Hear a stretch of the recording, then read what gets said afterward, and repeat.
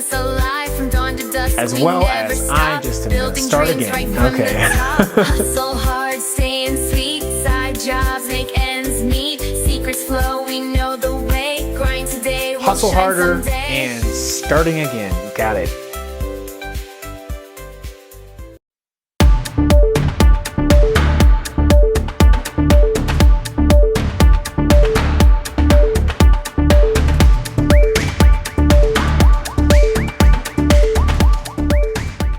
Hey, welcome to another episode of Side Hustle Secrets, where we help you earn more money, preserve your mental health, and learn tips and tricks about the gig economy. We have lots of things to discuss today. Some interesting stories and honestly, some really unfortunate ones. So let's kick it right off. The first story is another incident involving a gig worker and the police. This time, an Instacart worker was shot. That's right, shot in the leg. Here is what happened. A household had placed an order for Instacart. The wife of the household placed an order and did not tell her husband that an Instacart shopper was coming. Then the Instacart shopper came to drop off the order. The wife saw someone on the camera and then told her husband that she thought someone was breaking in. Now, the husband didn't know that she ordered Instacart, but the wife did know that she ordered Instacart, so you would think that maybe she should be aware of this. Nonetheless, the husband went out and apparently shot the Instacart driver in the leg. Fortunately, the Instacart driver does appear to have survived, but it's a really good reminder about a couple things. So here are some tips and tricks about this particular situation. Number one, always head on a swivel. Be aware of your surroundings.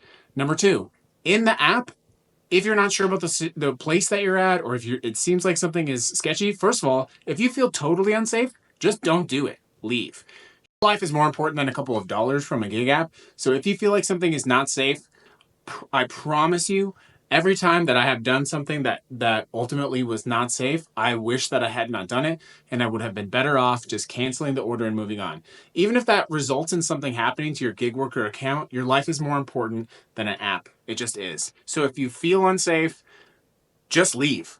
Reach out, call Uber, call Instacart, call DoorDash, let them know you didn't feel safe and you're not going to proceed. Use those words. I am not safe. I did not feel safe. The next part of that is, the next tip is, if you feel like you can proceed, but something might seem a little bit off, text the customer, call the customer, say, hey, I've arrived, I'm here.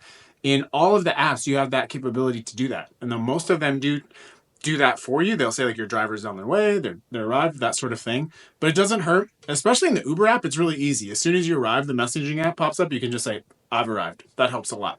So that's another way that you can do that. And the next step there is just make sure you have a well-lit situation. If you're doing this type of thing at night and it's dark, have a flashlight or use a flashlight on your phone, right? And also, what the homeowner did in this situation is completely unacceptable. But even though it's unacceptable, my last tip is think of yourself in their shoes, right? Think of what the situation would be. If you're coming up to a house at night, you're looking for where to go, could you look suspicious, right? It's not a reason that you should shoot someone, obviously, but I always think of myself in the customer's shoes. And this goes beyond just safety, thinking of like, if you're delivering and you park in someone's driveway, don't park in their driveway. Don't block their driveway. Don't block their neighbor's driveway. You know, don't be blasting music when you pull up. I see that all of the time, and it's honestly super annoying. You'll see delivery drivers rolling through a neighborhood, just blasting music. They pull up to your house. It's just like the beats are going off.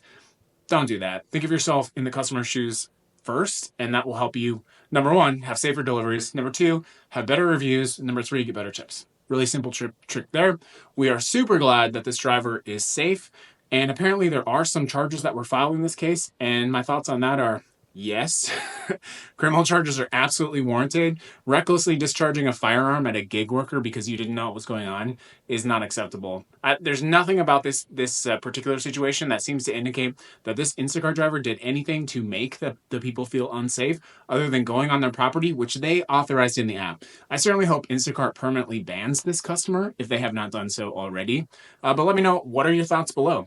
Should they ban the customer? Are they, is there something that Instacart can do to make this, more safe? I will tell you that I've had a couple instances that involve customers having firearms that I've noticed. And in the state of Nevada, it's totally legal to open carry, and if you have a permit, you can conceal carry a firearm. But I think like one of the things that that always sticks out for me was I was doing a delivery. I had dropped off the order. Customer was standing right outside.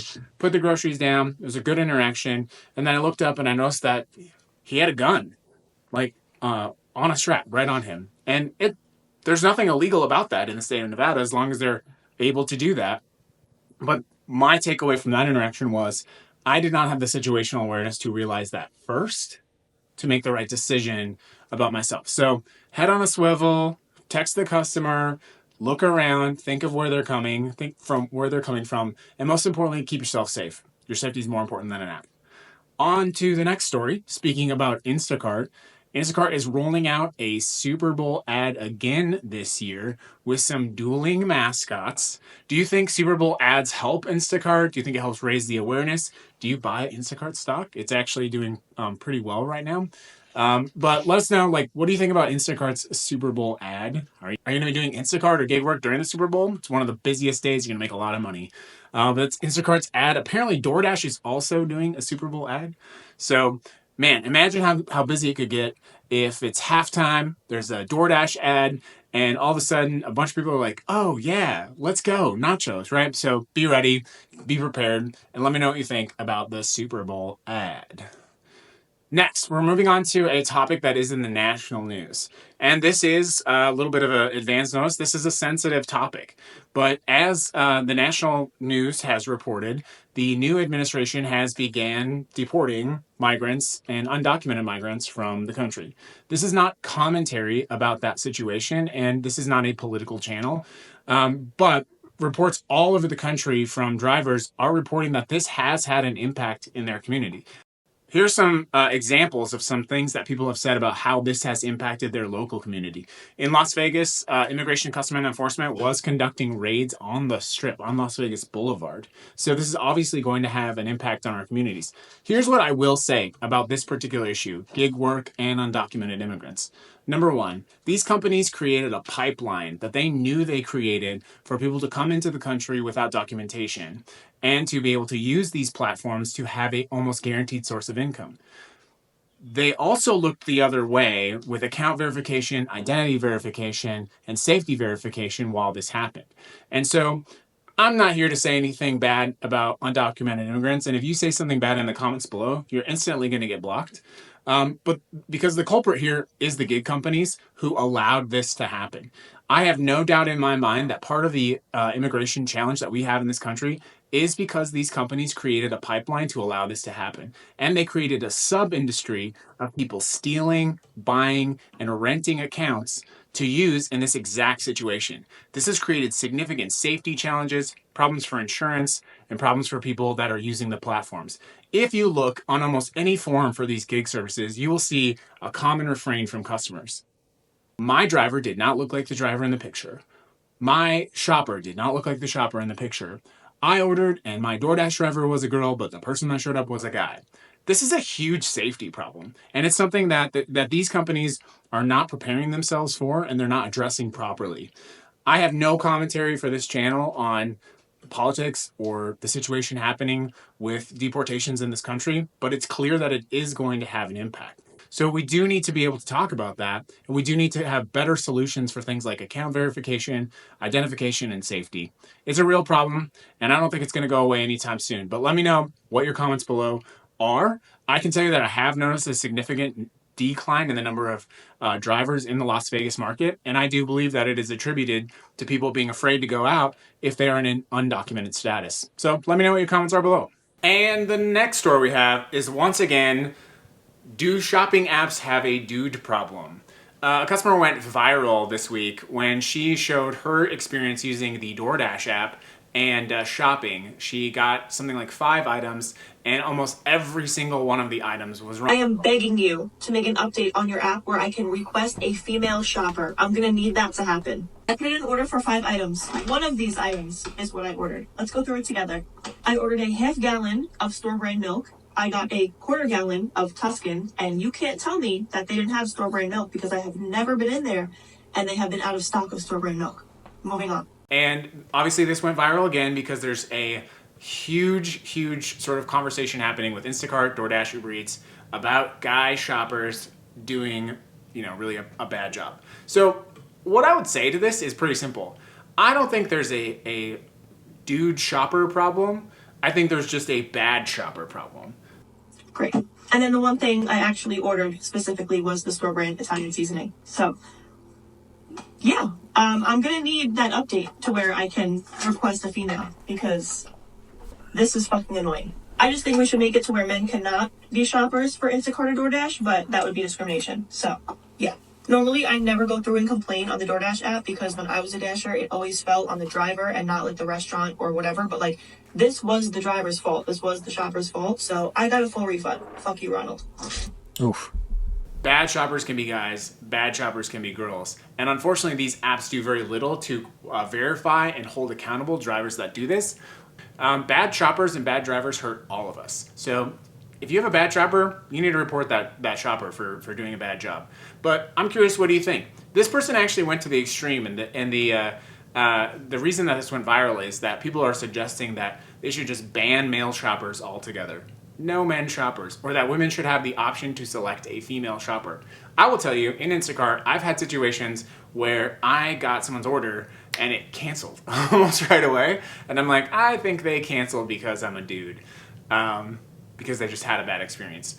At the end of the day, when people have bad experiences, they're less likely to tip, they're less likely to use the service again, and they're less likely to give you a good review. So what do you think? Does Instacart and does DoorDash, do they have dude problems? Is that a problem that exists? What do you think about people who say that men should not be able to shop for Instacart or men should not be able to shop for DoorDash? What I want to talk about was there was a interesting thread in the Instacart shoppers subreddit where someone was tired of the low pay from Instacart, so they created a private shopper list where they're just personally shopping for their customers, and they're getting cash from them for doing this.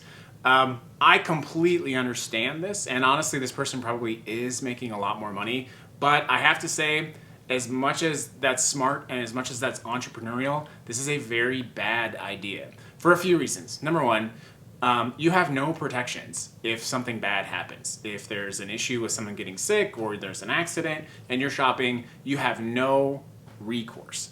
Unless you happen to have a fully certified food delivery business, which is unlikely. Number two, if Instacart finds out that you're doing this, you are absolutely going to get banned from the app. You're absolutely going to get shut off the app. I think the core problem here is a problem we all know.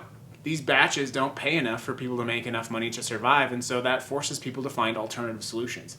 I've got no problem with the person that did this, but I just want you to know, if this is something that you start doing, you have to know it comes with significant risk. What are your thoughts? Private shopping lists, is this something that you would do?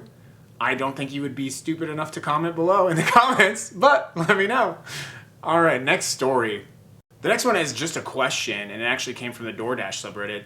Is it worth DoorDashing in 2025? So I'm curious what your thoughts are just overall. Is your market too saturated? Is it hard to find good orders? Is it really slowing down? We know that January is a very slow month in general, so hold on for that Valentine's Day and Super Bowl rush. It is going to get very good, so make sure you're ready for that. But is your market worth dashing or doing Uber in right now? I'm seeing a lot of reports from all over that it's just not worth it right now. And something I think that's worth noting is I expect that we're going to see a lot more people using gig services and gig apps in the future. There's a number of reasons why. A number of prominent companies have announced layoffs, so people often resort to these services to make ends meet while that happens.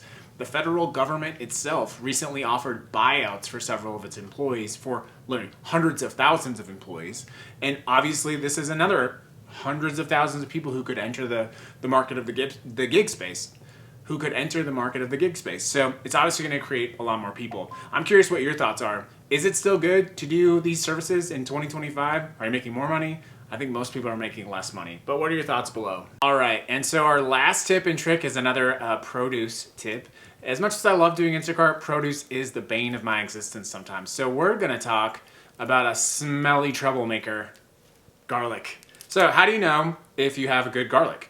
Well, this is actually a very bad garlic. I'll tell you a couple reasons why. Number one, when you feel around for garlic, this actually has a big airy pocket right there. That means it's probably bad or there's something going on inside of there. It's firm down here at the bottom, but but it also has a big brown patch there, which probably means that's molded or rotten or something's gone wrong there. It's just a big lumpy mess. So when you're picking out good garlic, you want a nice, a really tight clove, right? And you don't want to have any of those airy pockets. You want to look for things like mold, patches, discoloration at the bottom. And in terms of, what else? Obviously the bigger the better, but some of your smaller cloves of garlic are going to be the best.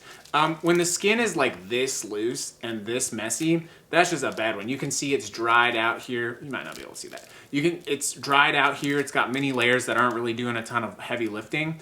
So when you're shopping for garlic, you want to find a tightly woven clove. You got to have no air pockets, no discoloration. And another tip, if you're new at this, if you're shopping and you're not sure what to do, you're not sure what to look for, you're not sure what is a good cantaloupe, for example, it's okay to ask the people at the store. They deal with this all of the time. Or just ask another shopper. They shop all the time. If you're looking for oranges and you don't know how to make a good orange, and there's someone shopping for oranges, dutifully picking up oranges and looking at them, just ask. Most people don't care. Like, hey, what makes a good orange, right?